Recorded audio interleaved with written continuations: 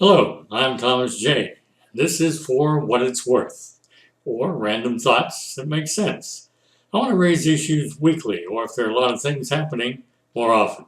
For years, I've worked in the media, primarily broadcasting what passed for the truth, but in reality now, the truth wasn't there, created by sponsors' money, government keeping track of things, and a lot of the same.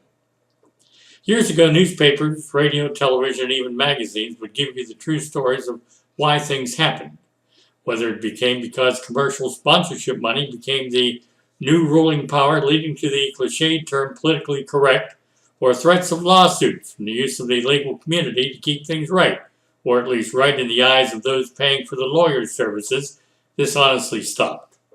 Would things like predatory lending and the student loans debacle be kept hidden along with grievous happenings, like one side of the federal government lambasting a loan company like what used to be called Sallie Mae for persecuting students, while at the same time, the same government but the other side awards, again, lucrative contracts in a loan business to the same company that violated a lot of laws, if not in reality, then in morality. The Washington company that violated a lot of laws, the officials and congressmen might as well be labeled the Do Nothing Group, because that is exactly what is being done. Nothing. How much money do you make? Well, the average CEO here in the United States makes over 257 times what the workers do. Astounding, isn't it? And it appears that the worst companies are run by the highest paid CEOs. What's wrong with this picture?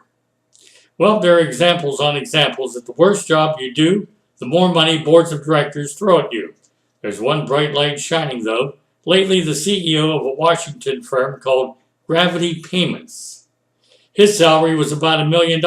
He took a huge cut so he could pay each employee $70,000 a year. You heard correctly. Firms like Walmart and McDonald's that make billions better take notice and start choking on their corporate greed and take a look saying, maybe he has something here. Not. They won't. Gravity Payments CEO Dan Price is already getting flack for paying the living wage. If I can stop people from sitting on their butts doing nothing and starting making waves here on this type of social media, change can start. Because rocking the boat on major media is a long dead thing of the past. And remember this thought, how can you expect change if you and I don't put our 2 cents in? Next time, why don't the credit card companies thank you for your donations?